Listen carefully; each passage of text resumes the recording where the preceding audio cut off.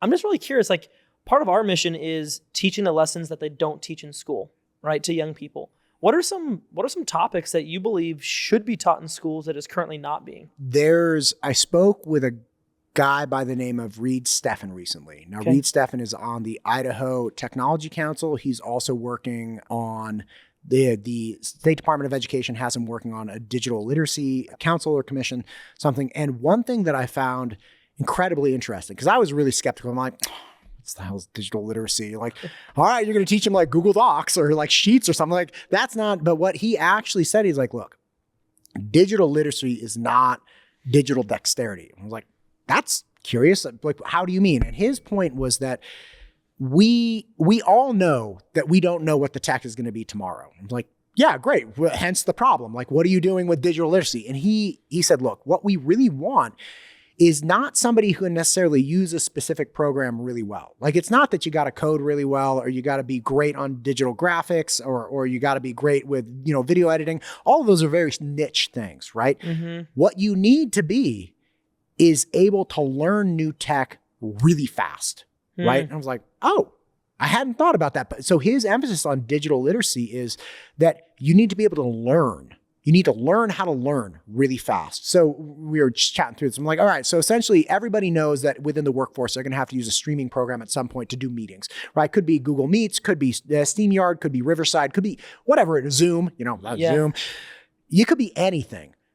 What you're saying is you have to be adept at really quickly having a program that you've never used before, but you know how to share your screen. You know how to upload docs. You know how to enter like breakout rooms, chat groups, all of these things really, really fast. He's like, yeah, that's exactly it. Like, so know that there's a navigation pane. Right, how to navigate exactly. between things, Right. What's the little box with the arrow going up? Like, that means upload, like all of these different, or share, whatever it might be.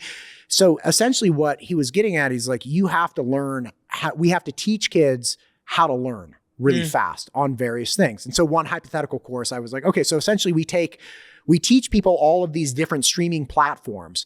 And then what we effectively do is give them a final where we have a program they've never seen. We know they've never seen because it's like a proprietary program and it has all these mechanisms, and they only have 15 minutes to be able to accomplish all of these different tasks on this thing. They learned how to learn the different program. It's like, yeah. So the actual answer to why are we learning this is not because you're going to use trigonometry at some future point. The actual answer is you need to learn how to learn. You need to learn how to do things that you may not be interested in or have a propensity towards, but you can learn how to do those things really fast. The only skill I have in the entire world is that I can learn really fast. And I have force of will paired with that, and therefore I can do whatever I want. Because even if I don't know how to do what I want, I can learn how to do what I want, and I will force myself to learn how to do what I want. And that, my friend, is freedom, because I can learn anything I want. And that's the real answer to education.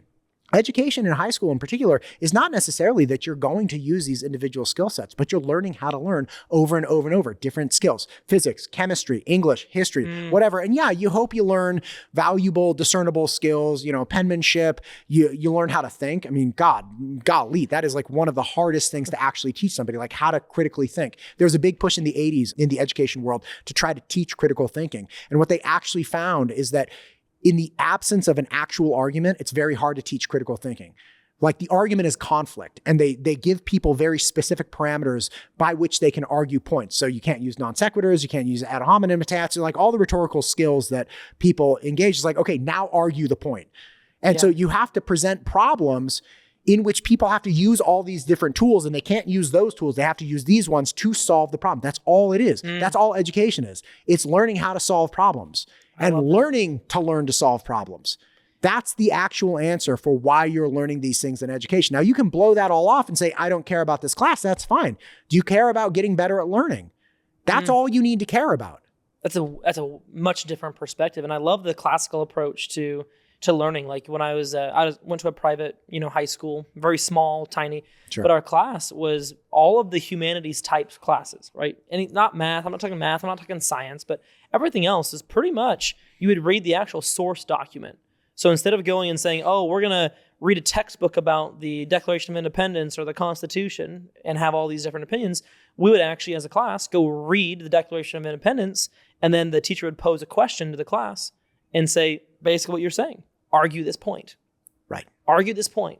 And then you had some wacky people over here that would say something wacky, but they would get told, okay, so this defies these points of logic. That's actually not logical, so you can't use that or whatever.